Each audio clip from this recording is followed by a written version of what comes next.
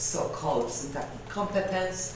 Everything else, everything that had with culture to do, with pragmatics, was by those so-called serious linguists as well, not having to do with competence, but only with performance.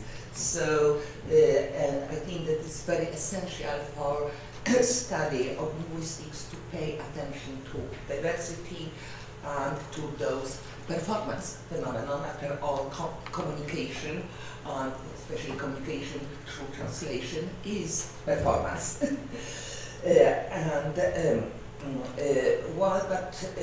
Also we are very interested in diversity, and we believe that culture is essentially connected to language, and there is no natural language without culture.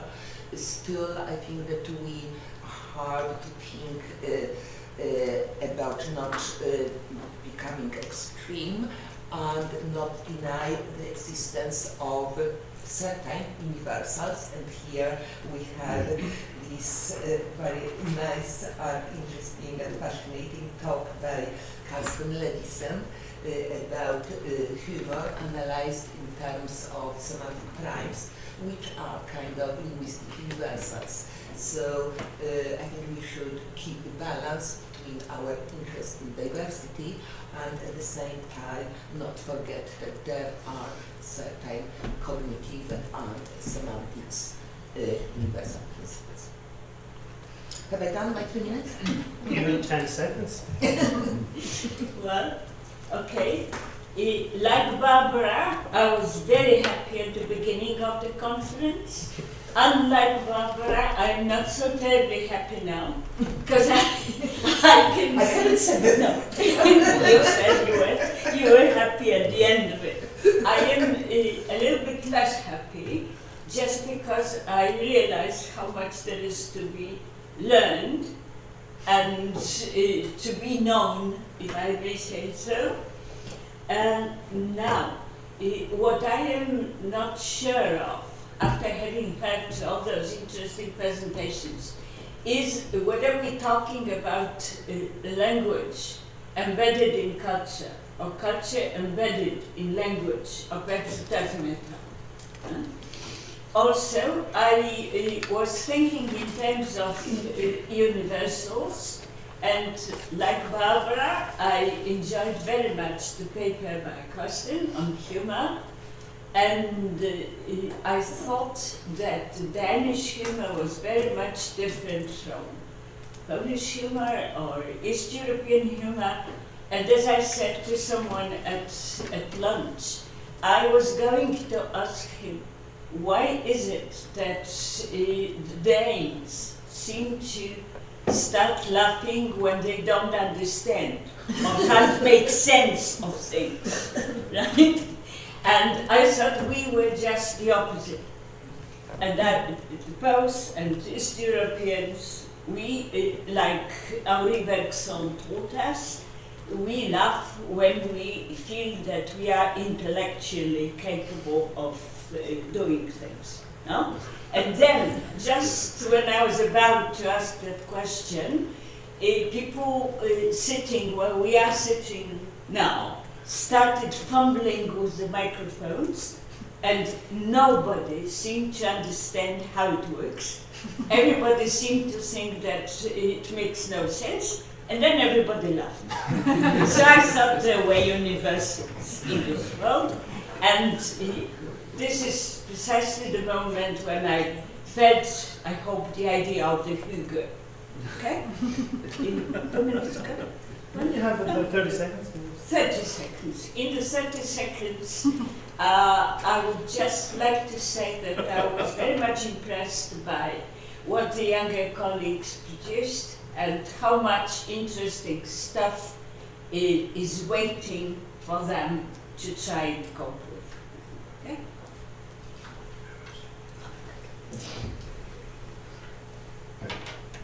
I don't know if I'll take 3 minutes. I don't know if I have 3 minutes worth of things to say.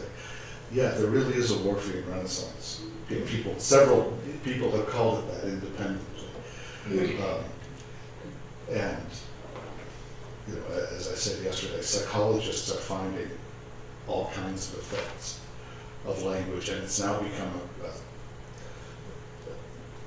a part of the discourse. It's become acceptable to think that grammatical patterns in particular can guide habitual thinking, which does not at all mean that it limits what is possible to think. It means that when we're lazy, which most of us are almost all the time, we're going to think along the easiest possible routes, along the easiest possible patterns. And both Sapir and Worf always used metaphors, analogies of roads, of ruts, of paths, and never of railway tracks, never of anything you couldn't get off. There was never any hint of linguistic determinism in their work.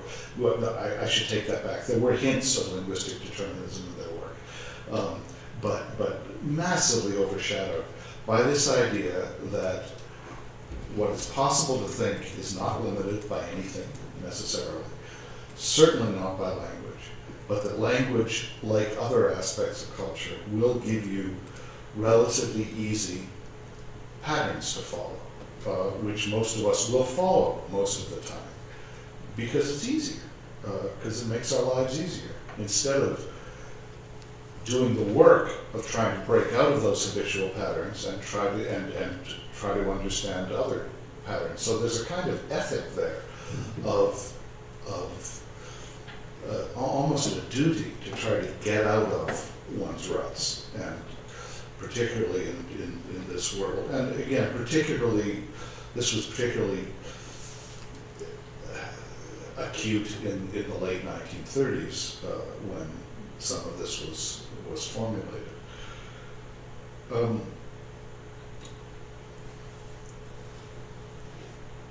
Yeah, we talked, you both mentioned old-fashioned linguistics. When the Worfian work, when linguistic relativity was starting to come back in the 1990s, there was a very important book published, edited by John Gumpertz and Stephen Levinson, I think called Rethinking Linguistic Relativity. It's a big fat book out of a conference. And in that, Gumpertz and Levinson kind of dropped the idea that it would be ridiculous at this point to try to revive the original form of linguistic relativity, because now we know so much more about the mind and cognition and stuff. And I don't agree with that at all. I think that what Boas and Sapir and Worf were doing were things that were so much in advance of their time, and so much in advance of our time in many ways, that we haven't nearly caught up with them. And to try to impose currently fashionable ideas about cognitive structures is to do them a disservice. So I'm very happy about the psychological work based on experimentation that's going on, but I think potentially the field is so much vaster than that. Yeah, there.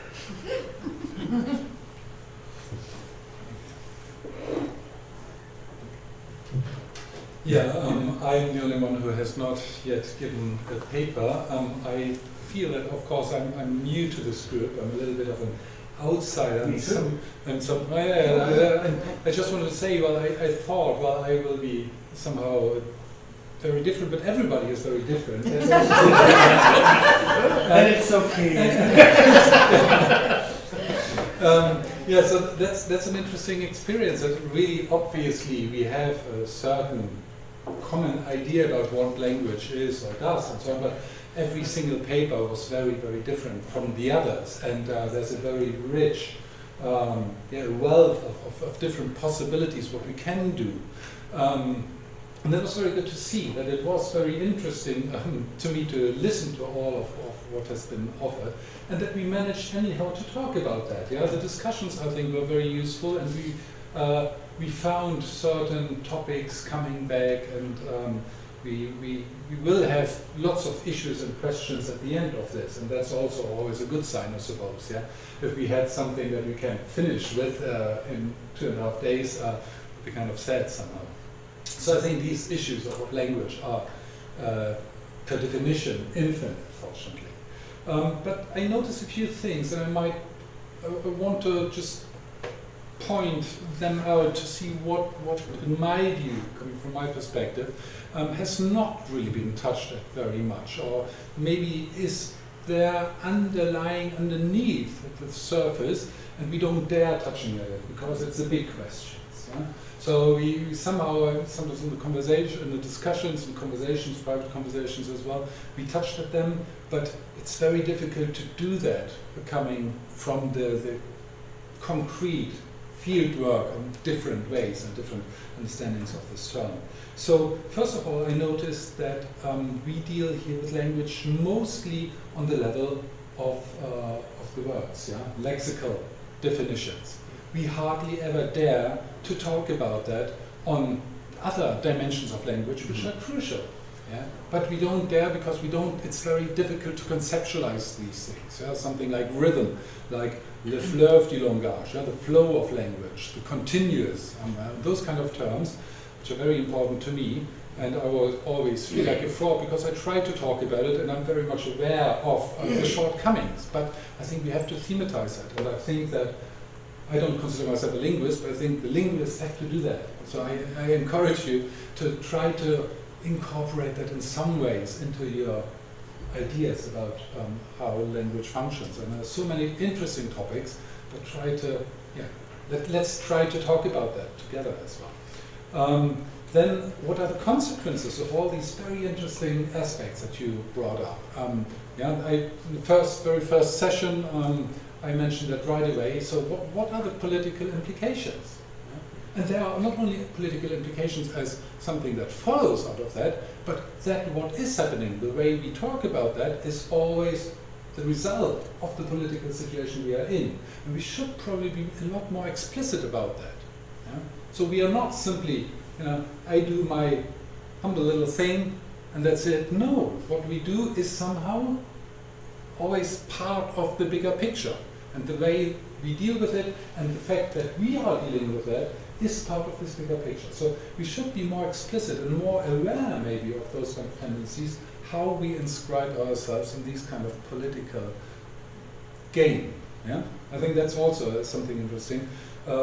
One more thing, sorry, about Humboldt.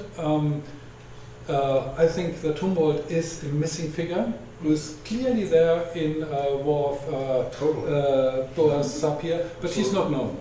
At least, not in the Anglophone world very much. Yeah, in Germany and in France is a bit better. Maybe that is also something that should be more, people should be more aware that they're talking Humboldt, even though they don't mention him. And one more aspect which has not been mentioned so far is the new media. That is a major challenge. We have to deal with that also linguistically. What's happening there? How does that change the rules of the game? Okay, I have to stop. Yeah. Okay. So thank you everybody, and I give myself 3 minutes, and then we have 1 minute, and then 1 minute free for all. Everyone has the right to react and respond, etc. We can open it to the floor, but everyone's got 1 minute, and then shut up, and let's move on. This is a dialogue. I'll say for my 3 minutes, I can start now. Okay, I'm just going to throw out ideas. There's several things I want to say that I heard, and I think these are important. The values keep on coming up and up again and again. That's normal in Lublin. You're so attentive to the values in them, and we're not. Okay, as soon as we get into Brunczynski in Belfast, that's explained that language is full of values, and these neutral, supposedly universals are value-loaded Anglo terms, and finding them in other languages is impossible, and it obliges people to move into the English way of thinking and feeling to get them. We keep coming back to creativity and style. Marko made a comment about rhythm. I agree fully with that. The only person that sort of talked about alliteration was Elżbieta with her slick salons, etc. I don't actually believe in that iconic function that these have a sense, although everyone, the great specialists, all do believe that. They're on Elżbieta's side, but I believe that it's actually the meaning that generates the possibility that the river flows, but the flower doesn't. grow. And what we have is when we get moping melancholy and moonstruck madness, is the madness is an invitation to think together these meaningful moments of charged, interlinked things. Now, if we move into the translation of the Bible, as we did this morning with Talas's paper, we're into lexemes and he's thinking of lexeme clusters. As soon as we get into sound patterning, that sound patterning will not be formal, it must be meaningful to translate, which means how do we interpret the text? Because you're still interpreting the text. If we're interpreting the text, we're extracting the sense, we're forgetting the form. The form is an obstacle, it's something we have to get beyond. So those things, style, creativity, we keep coming back to those questions. It will be interesting to see how that moves on. I was interested in the style of each person's paper and how we have such great stylish people. And there's all this performance going on. And that takes us back to the performing the man show, performing femininity, how we perform the paper. This is very important for us. We're sensitive to language, but how we actually move people with words and how we move within words. So these things are really obviously important for us. Style, humor. There are people with humor and without. I'm unfortunately pretty myself. And it's hard for me because to be a human you have to have a heart, but you also have to be able to laugh. These are the Aristotelian definitions of what it means to be human, and he's got it and I ain't, and that's a problem for me. So to what extent is that performance, that humor, all questions that we should be thinking about. I'm going to shut up now and we'll leave the floor for the 1 minute sessions. Anyone who wants to react from the floor or from here is welcome for 1 minute. I'd like a minute. 1 minute then. I think Humboldt may be coming back. Boas in 1910 gave a presentation of his soon-to-be-published Handbook of American Indian Languages. And he says, it's the only place he ever says this, because he never cites his sources. He says, my inspiration was Humboldt and Steinthal. But unlike the difference with Humboldt and Steinthal is that I don't rank languages. I don't think some languages are superior in some way to others. But I think the bigger difference is that, at least with Humboldt and I think with Steinthal, there is an assumption that the norm is that a single language fits automatically with a single people, a single culture, and that the norm is that all these things hang together. Boas rejected that. Boas assumed that there was free variation, potentially, between culture, language, and thinking, modes of thinking, and that you did sometimes have highly integrated systems, if you want to call them that, but these were historical creation that might last for a while and then disappear. They weren't the sort of essential natural order. Coming out of Boas, you had all kinds of movements that were not Chomskyan, that were not Harris, that were not Bloom, that were not reductionist. And among these, there's Gary Palmer's work, which has been very influential in Europe. There's the cognitive linguistic work, which has been, again, very influential. But there are also people like Delheims, the ethnopoetics movement, that are all coming out of the same root. And again, I think the potentials there are enormous. There. A short reaction just to what you said about Humboldt. That's very interesting because he always has this reputation because of the reception of Humboldt in the American British environment. But that's a flawed reception. It's actually not true. In January of this year, I edited a special edition of Forum for Modern Languages where John Joseph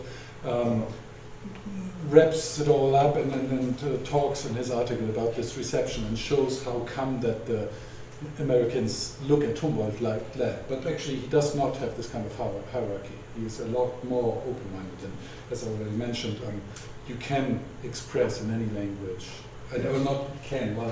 any language would give the opportunity of cultivating things to say them. So it's not necessarily that simple.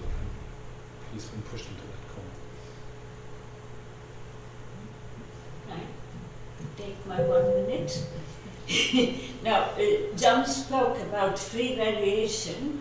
There is a lot of variation in many possible senses and there's been a lot of variation since yesterday, but I don't think it's free. I think that every change, whatever small, whatever minute, makes a difference. And this is, I think, the crux of the matter. That's one thing. The other thing, Marko said, I'm new here. John said, so am I said, so am I, and you said, so am I.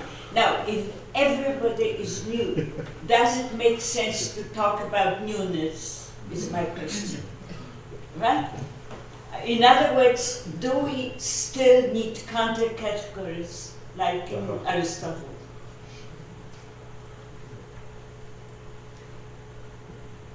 Okay, well, I will not continue this debate, but I think about the word new and what Marko said about new media, the language of new media. This is, of course, something that is, a huge and interesting research area. I think it's rather a coincidence that we don't have any paper on the language of new media at this conference, but there is a lot of work going on multimedia translation, and I have several bachelor and master students who are very interested in the language of the internet, the language of chat, the humor of the internet, and multilinguality in internet conversations. There's also a lot of work, at least in Scandinavia, going on texting and subtitling for TV and for movies. So there is quite a lot of interesting work going on. Here I think it was purely accidental that we didn't have any paper on this particular topic, but at least we had an example of application of new computational methods for translation analysis in this very interesting presentation by Ian Olejniczak today. So I think that we have to think not only about new media but also about new tools that make it possible for us to investigate things that we cannot see naked eye. So.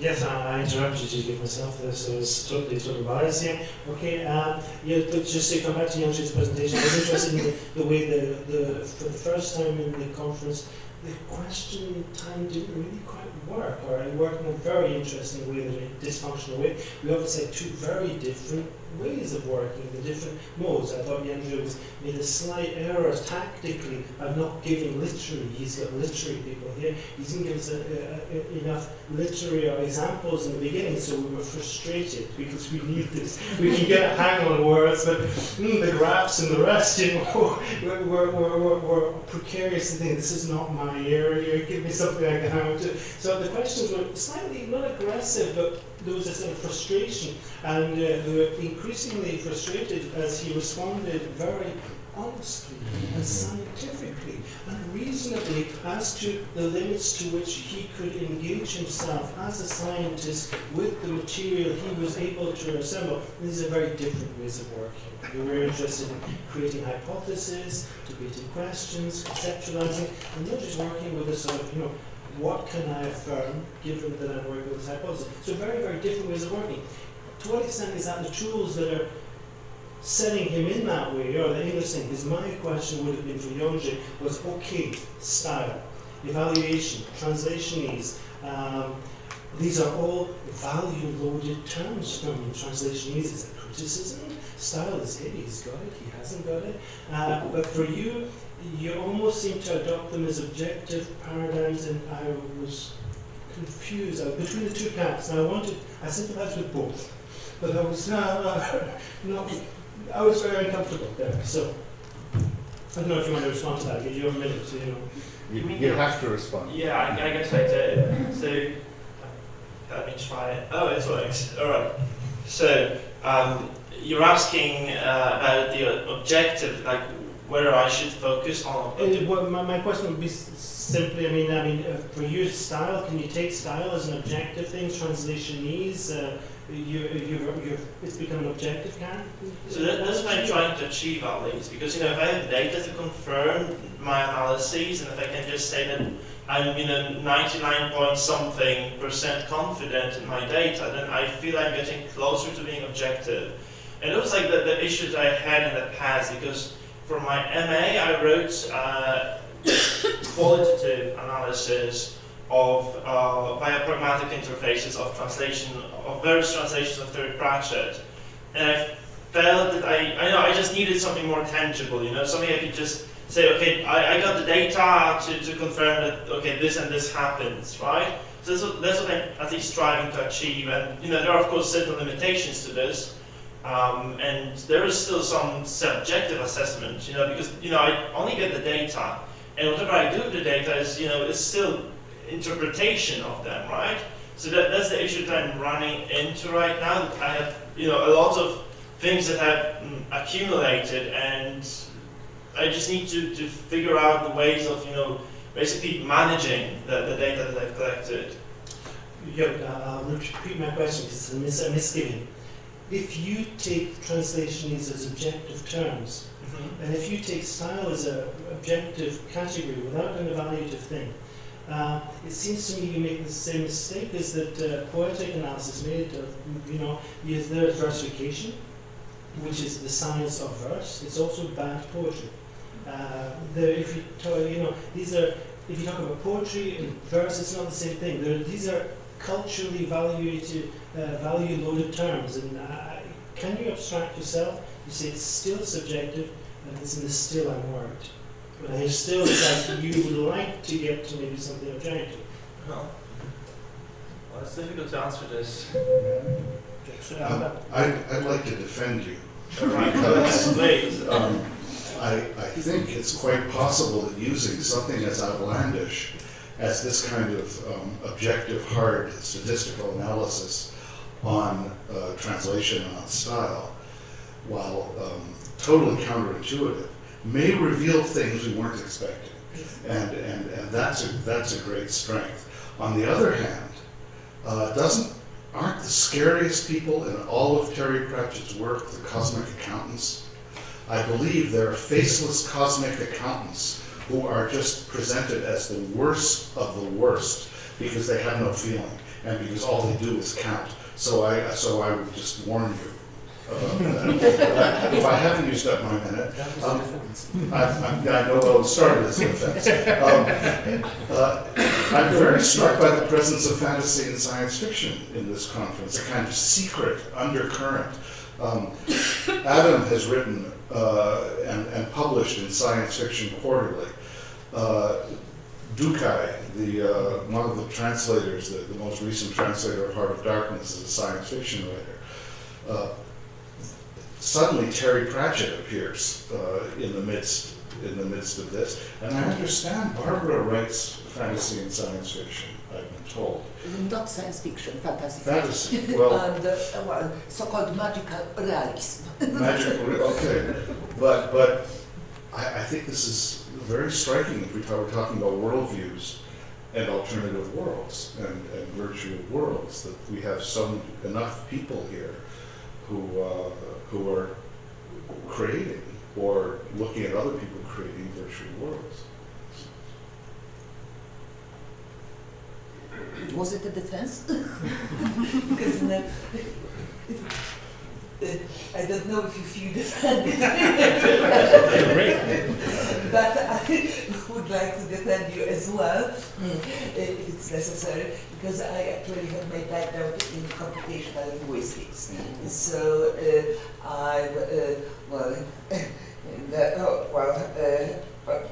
many years ago, when there was no Google Translate and so on, I was working on experimental algorithm for automated translation and for algorithm for tagging, parsing, things like this. And I know that I learned a lot from this because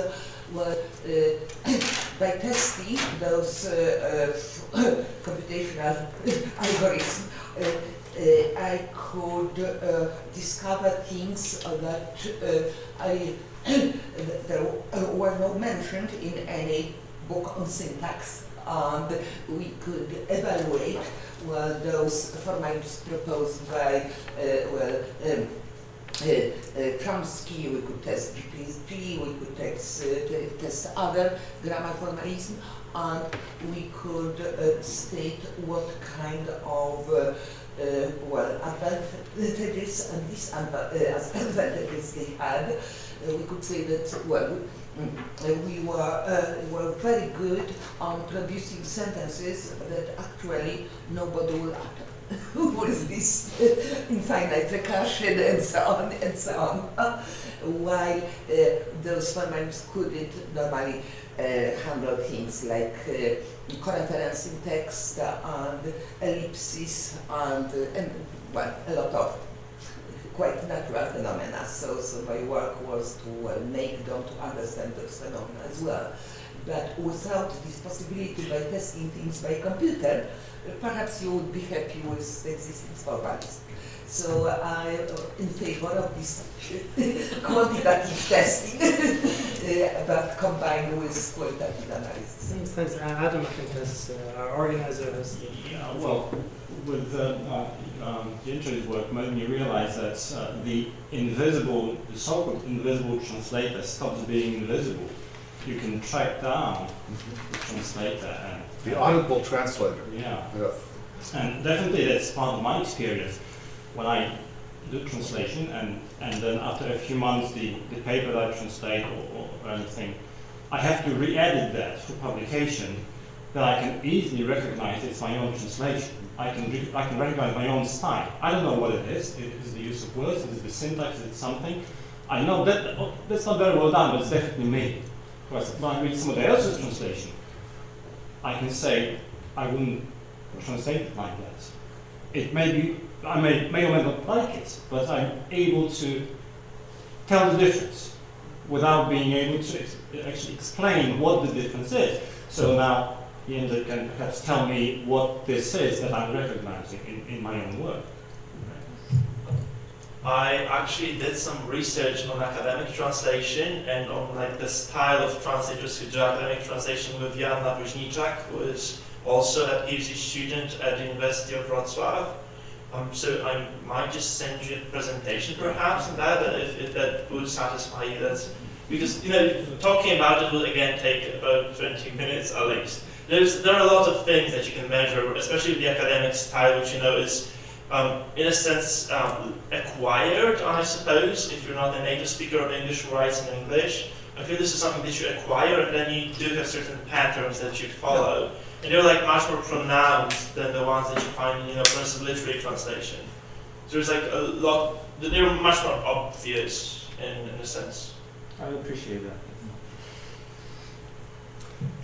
Yeah, but maybe following up on that, I think it's actually not, again, on the level only of words, expressions and so on, but there we have to come back to the alliterations, assonances, patterns, word patterns, rhythmical elements which are there and which make this particular style. How do you recognize that? It is recognizable. I think we all agree on that. People have different styles, and that is not only a question of translation in the sense from one language into the other, but even now within one language, it's individualized. We all are individuals, and that somehow shows in our way of speaking in so many different ways.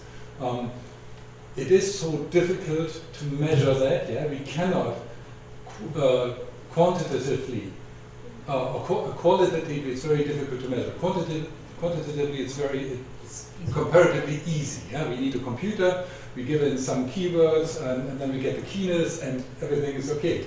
So that's why we like to do that. It's somehow, it gives us some kind of assurance. But I think it would be important again to go beyond that and to be aware that that's not all, and it's not all. And so, where is the rhythm? Where's the breadth of language? How is that? Maybe something that we have all on ourselves. How is that on an individual level as well? I have to come back to that. I have to stop here. So just to point out that we keep on coming back to this question of the individual, neither we're defending the individual or the individual is supposed to conform to norms, so we're back into this thing there. There is still a bit of a false question here, in the sense that is it the individual, is it society? We're either in an either or, which doesn't really work, or an agent, passive, active subject, passive object, what produces what. These are not useful paradigms. You simply have to look towards individuation and socialization. Individuals are produced by society, by their socialization, and they become individuals through society. So the opposition is useful for us, but it's not. It's an interesting fiction. So that's mine. Stop here. Isn't that true? Maybe that was Wolf. It's coming back. You rejected Wolf's call? Since I was interrupted, I can take another 30 seconds. I've just come back to what. Can I just say that the ruts, the roads, the key word for Sapir, but I think it's much more interesting than Worf, and that's why I'm against any neo-Worfianism. Much think Sapir is going to take as much more into creativity. He was a poet. He talks about grooves. If I may just respond to that, I don't really see the difference. When Worf talks about ruts, he talks about getting out of them, the possibility of getting out of them. To me, Worf is Sapir. He's taking a certain piece of Sapir and developing it. Sapir is taking certain aspects of Boaz and developing it. Unlike a lot of people, I really see the three of them as following, each with his own style and his own particular obsessions, but they really seem to be following the same project. Generally,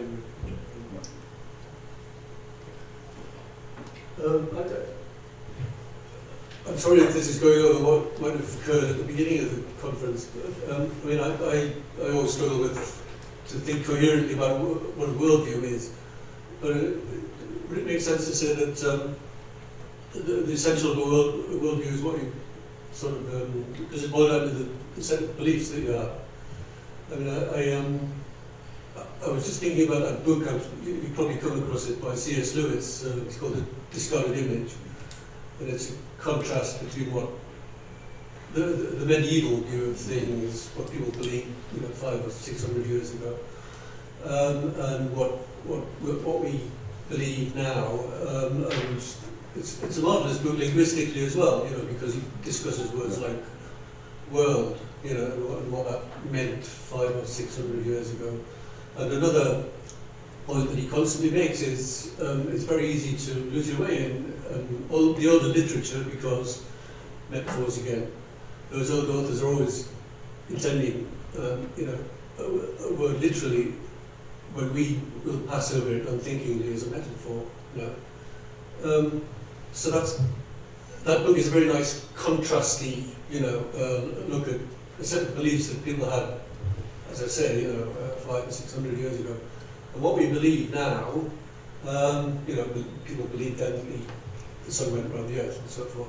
And it was, Lewis called it a classical view of the world because it was sort of closed in and highly structured. Whereas our view of the world now is romantic, in the sense of having much less organisation. But even now, is it possible to say that what a worldview is boils down to what you believe? These days, some people believe that science can solve problems. Some people think that we can understand the world. Linguists think that we can, somehow understand languages by if we analyse them enough, and so on and so forth. That's probably too simple a view, but I'd be interested to hear what you think of it. should I respond, or do you want to respond first? Bringing up the discarded image is an excellent example, but I think even there, what he's talking about is not what people believe, because when we use the word believe, that implies that there's another belief, something else is possible. It's almost oppositional. They believe, I know. No, it's much more what people know. It's much more a sense of what underlies possibly opposed beliefs. So you can have different political beliefs, but everyone is accepting the Newtonian world. That time is unidimensional and infinite, and space doesn't have qualities, for instance.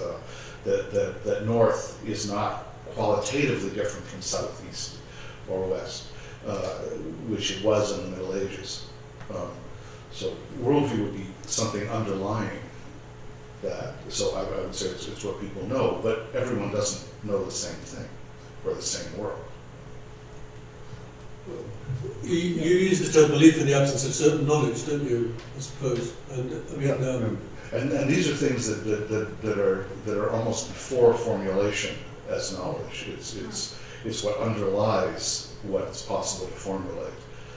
It's deeper principles in a sense, which, again, if you're talking about worldviews, can be different from one period to another, from one group to another.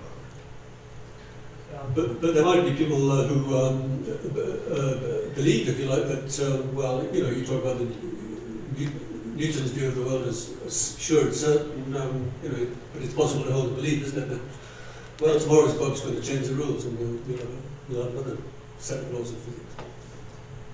My own view is that if you believe in predestination, for example, then in order to believe in predestination, to argue about whether predestination is true, you have to have a concept of the soul.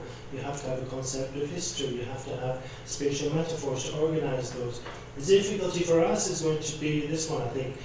The cultural mindsets or ideologies, these are translatable. They are translated every day. The Catholic worldview is transposed. But it's transposed into a different linguistic system with different words for home, for man, for woman, for cosmos. And this is clear in the biblical translations when, you know, all of the biblical words, the Exodus, these are not words from the Hebrew Bible. The sort of sky, the sort of cosmos does not have the same framework, but we're so comfortable within that we've accepted it. But different European languages have accepted that. So these sort of, in one sense, these cultural mindsets, ideologies are translatable. They can exist in multiple systems, but they're all underlined by this capacity to make affirmations. And to make affirmations, we need words. So I think I agree wholeheartedly with John on that point.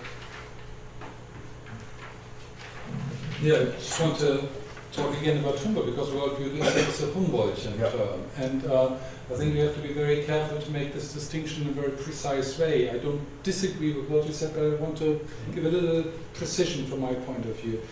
So there is in German this distinction between Weltanschauung and Weltansicht. And Weltanschauung could be relatively clearly translated as ideology. Whereas Weltansicht, and that's the term that Humboldt uses, is worldview. And so we have to make that distinction. So for Humboldt, every language has its own, or creates, or is indeed, its own worldview. Weltansicht. Yeah, Weltansicht. So that's completely outside of ideology. Of course, within the before Weltansicht you can create. Yeah, within the Weltansicht you can create now various ideologies, and what James just said is very clarifying as well. You can translate the Weltansicht, the Weltanschauung, the ideology, but not so much the worldview, because the worldview is somehow given by things like, let's say, sun, which is neutral in English, and masculine in French, and feminine in German. So what does it do to our worldview? Yeah. So in my worldview, being a German native speaker, it's feminine, and that has effects on me. That's my worldview. So it's completely outside of ideology, but it's a certain setting. So within this, of course, it shapes, it taints, it colors everything else that I would do. So there's this difference which has to be really, which is important if we want to have the same, it's part of our group, worldview, so we have to be clear about this, and might be necessarily Humboldtian background. And I'm not so convinced about your example of the sun, because it's easy for an English speaker to imagine a feminine sun or a masculine sun, but it's very hard for an English speaker today to imagine that we don't live in three-dimensional space, or that one kind of space is different from another kind of space, or that time isn't a continuous flow, but is something else. And I think we're still living with the Kantian category, with Kant's categories. He reached that point, but I think I would argue, and I think Humboldt would have argued, although he was a Kantian, certainly Herder argued that Kant's categories were in fact the underlying structures of our own modern Western building of the world, and that there are other kinds of worlds out there in other civilizations and in different periods of history. I'll come back here. I don't agree with Marko's sort of slant. We agree on some of the things in the Weltansicht. I'm very happy that he did a bit of a caution there to bring in the Weltansicht to stop talking about worldview is, because it's impossible to say worldview means it's a worldview is Humboldt's world. This concept because no, it's actually it's coming from Hegel, it's coming from Kant, it's an English word, and Humboldt doesn't have a monopoly on that. But the example I think that I would contest, and this is where I think we would have slightly different sensibilities. We have the sensibility for the individual, but when you come back to this basic level of son, I'll give you this just an anecdote very, very quickly. 3 people in Prague 20 years ago. There's a French person, but his mother and father were Russian. There's a Polish person, but he's a Francophile. He prefers French.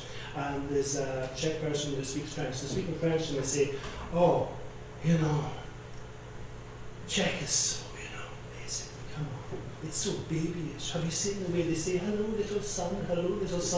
And the French guy from with the Russian parents looks at him and says, yes, but you know, Russian is even worse. And what this says to me is that these are 3 people who know Slavic languages, who've lived with them, who've loved people from Slavic languages, and they haven't understood nothing of slunichko. It's the little sunny son. And it's the, hey, sunny son, using the vocative. Czech knows that there's a rapport, a feeling towards the sun. You learn this in the cradle with your mother, and your relationship to the cosmos is different. Now, these French intellectuals, Parisian-ified, really just didn't get it. And that's, I think, the crux of what's this sort of Slavic thing that has, it's that we get excited about animism, etc., but that's what it's about, this relationship with the world. So I wouldn't accept this. But I don't see how you're disagreeing with Marko. There's plenty of room for that kind of thing. Later. We are in a fight later. Well, actually, I think I wouldn't even say it like that when you comment on it, that they haven't understood anything. I think they did understand it, but they don't share that kind of approach to the world. Yeah? They do understand it, but they don't like it. They don't like this personalized tenderness which is in there, because they want to have a more distanced, logical approach. Yeah? What they would call having this kind of adults. Yeah, they want to be adult. They want to be rational. So that is not rational, and that's why they think that's bad. No? So they did understand it, but they don't share it. The idea behind it. At the same time, every time we go to Berlin and speak about why they can't read Herder anymore, because Herder is interested in folk and they don't do folk and folklore. No, you understand feeling this is a sensibility, a cultivated sensibility. So there, yeah, of course I agree with your cognitive, maybe rationalization, but. Again, I don't see how you disagree with me by giving this example. We agree perfectly, you just don't see it. I agree if you agree. No, I mean, it's another example. They don't want that, So they have reasons, and there are always historical, political reasons and so on, why a certain idea... so you believe that everything is political? Why a certain idea can impose itself in some situations, in some historical situations, and in others not. Yeah? Cultural and historical are always together. So that certain things, there are certain sensitivities in post-war or post-Nazi Germany, it's quite logical. Yeah? And that maybe in a French tradition which wants to see itself in a certain way, other things are more welcome than somewhere else. So there are these contexts that we have to see, and that explains those kind of things, but it's still the way how you construct your idea of the world. And language is an expression of that. It's not always really coherent, because some people who want to have, let's say, a very rational outlook on life and the world, very often don't necessarily translate that all the time in their life in the way they speak. So there are often contradictions. People are not completely coherent and consistent. I have a question for all of you. So languages, cultures, and worldviews. This is the title of the conference, and all of these three terms With are translation also, in the subtitle. yeah, that's right. But I want to ask you about these three words because, of course, they're also all contested. So quite a lot of people will now say that there is no such thing as a language. There is no native speaker. Language is not an isolate. It's not that maybe in Europe we have sort of some, for political reasons, made dictionaries and things like that, and then there's something called Danish and German, etc. But this is fairly unusual, and there's no such thing as a language, and people are just languaging. Languages cannot be counted. And I have, of course, my own opinion on this, but I want to hear what you think. The same has been said about culture. This is a static thing and a reification of things. And recently I also heard, I was also criticized for using the word worldview because it suggests something very static. They told me, I don't think they have read a lot of literature on this when they say this. But I was just wondering what your takes are on this languages as isolate. This is the criticism from translanguaging. Research, cultures is also basically the same kind of criticism, and then maybe also worldviews. People think that this is sort of an isolating phenomenon, talking about something, the German worldview, the German culture, the German language. What do you think? Just if I can give a reference, I think someone that's interesting for us all, because we're teachers essentially, is Claire Crouch, who believes we shouldn't be, you'll find her videos on, links to her videos on YouTube, or you'll find them on ethnolinguistics website. But she'll argue that this whole idea of trying to cultivate people who can speak like native speakers is absurd. And native speakers, English speakers, they're monolingual.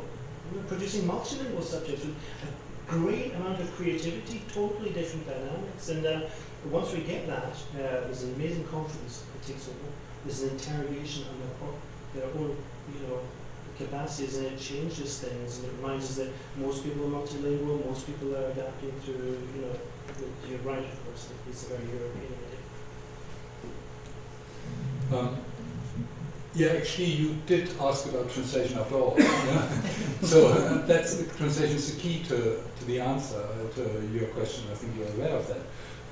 So it's a question of degree, I would say. So if you take a radical position saying, well, it's languages, there are no individual languages, it's only all the same thing, I think it's nonsense. Obviously, there are differences, there are cultural differences, and it's not only within the language, it's also it's diachronically as well. A language, the same language 200 years ago is certainly not the same language as it is now. So there are all these cultural differences and so on. But of course, unfortunately so, not only every individual speaker speaks to some degree their own language. So within the language, thousands and millions of languages to a certain degree. But it's also that due to translation, there is no pure isolated language, could never be. As we've said on several occasions, language is somehow a transformer of, translation is a transformer of languages. Yeah? So it really does change it, and it's a constant shifting of meanings and so on. That's also thanks to translation and also thanks to multilingualism, I think. So many speakers in each language group have different languages that constantly inform their way of using their one language. It's always overlapping in so many ways and shifting and so on. And when we learn another language, we will certainly also learn a lot more about our first or previous language, and that will be informed by that and shaped. I would like to refer to the talk by Rosin Frank because I think that Rosin has given us wonderful examples of the fact that neither languages or cultures or worldviews are static. So you have shown this story about the son of the bear that is very, very old. Did you say about 16,000 before? We don't know. No, but several thousand before Christ, how it represented a certain worldview. And these ideas about the balanced nature and and so on, the shamanic view of world, of course connected to a certain culture, in this case this hunter-gathering culture, how it was a subject of oral translation in such an early time, and this shows also that translation is seems to be a very basic and primary human activity. And you have shown how this story and the elements has spread across Europe, how we can find those elements in other languages and other cultures. So, of course, all those things are dynamic. Linguists distinguish a dialect from a language because between dialects there's some mutual comprehensibility, or else there can be relatively quickly. Whereas the difference between languages, and of course there are plenty of exceptions to this, but ideally the difference between languages is total mutual incomprehensibility, and if you want to pass over into the other language, it requires months or years of work to do so. I think this is potentially a great blessing. There's a virtue to incomprehensibility, because it should, and that's why language, I think, is particularly important for anthropologists or people who want to compare cultures, because if you go into an entirely different culture, you still recognize people eating. You still recognize in most cultures some difference between the way men and women dress and behave, between adults and children. There's all kinds of things you think you recognize. You think you recognize emotions. Of course, they're never quite right. They're never quite the same as where you came from. There's always an issue there. But language, you don't understand un traître mot. You don't understand a word, and you're forced to recognize that the difference is real. And you know, after all these years of postmodernism, essentially denying the existence of difference, starting with one of my colleagues, Lee Drummond, who in about 1982 wrote an essay called "Are There Cultures to Communicate Across?", implying that there weren't. Difference is real in many cases, and language shows us that. That's a very nice formulation by Jürgen Trabant, who many of you know, who said that language generally, speaking, is a form of love. Because exactly, there is always the interest in the other. You know that you can never communicate fully. You will never be able to fully understand what anyone says. We are all living in our own planet in some ways, in language, because we all have different ideas about what the words mean that we are using, and of course also the togetherness of the words as well. But we want to continue trying to understand anyway, and that's the form of love. And then, of course, what we build in the national language, he calls that cathedrals. So that's a cultural edifice. The national language is a cathedral built by all of them together, a national effort, and building the most glorious thing that you can have. So worth going there in order to do sightseeing. So I was thinking of those kind of formulations. There should be in every tourist guide, there should be information about the language as on the cathedrals or whatever. And perhaps we can end on that word, an interesting paradox that Marko was evoking there, because Humboldt and Trabant are leading him to the curious conclusion that languages are not about understanding, building understanding it, but also through what Humboldt's key term is interesting.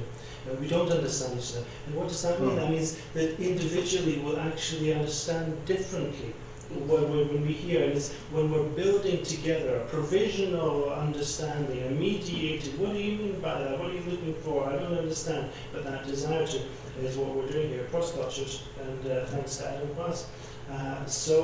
Thank you once again to our organizer, who did one last question to One last question. Since- One last question. Sorry, question, yeah, not an answer.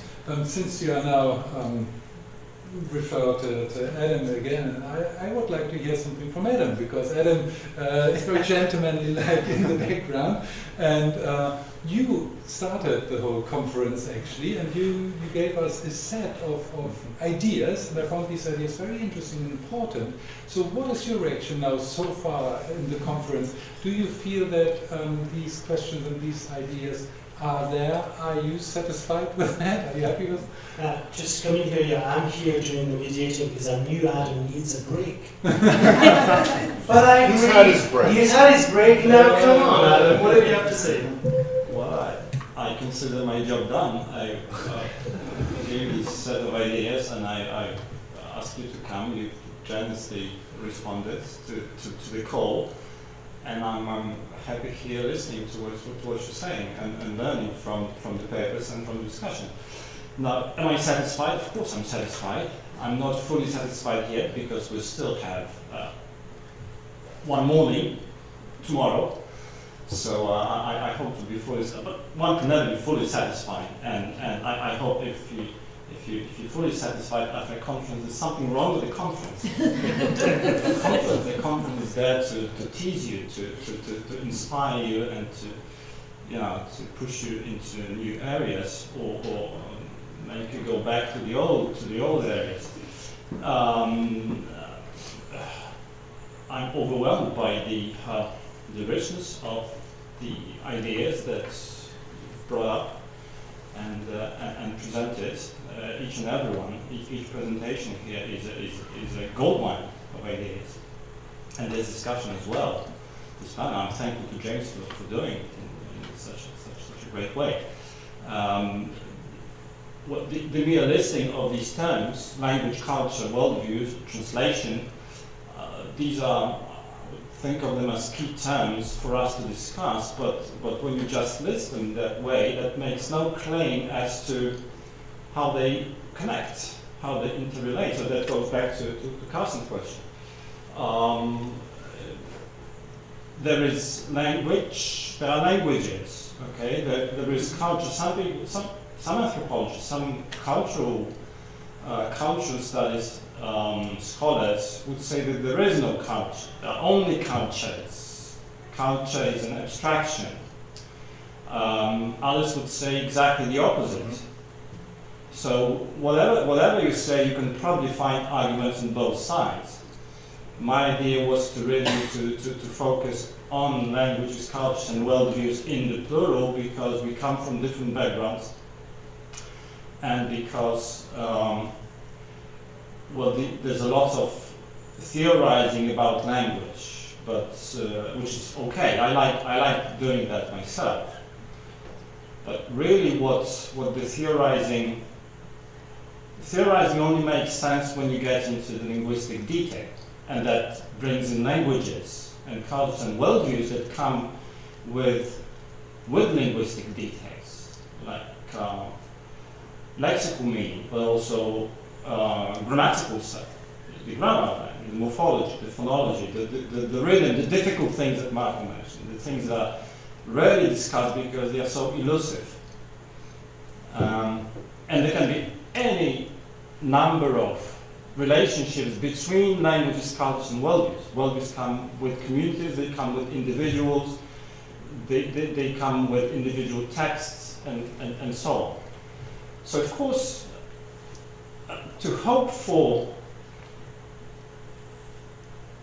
a definite answer to any of these questions is foolish. There are no answers. And there cannot be. And there may only be approximations to how we understand these things. And that's the most valuable benefit for me from this conference. Now, may I just sum it up? It works. Like you said, approximation, and this made me think.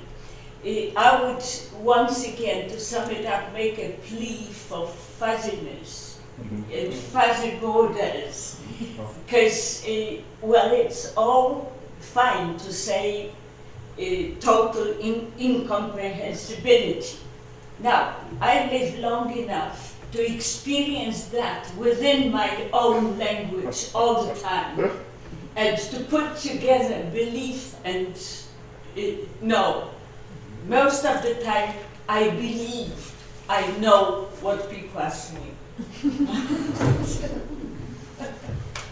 And I think we must end there. People have to rest and come back refreshed tomorrow morning. At what time? 9:30. 9:30. tomorrow. 9:30 means 9:25. That's Okay, right. everyone gets this? Okay, thank you. Thank you, James. Thanks all for your answers.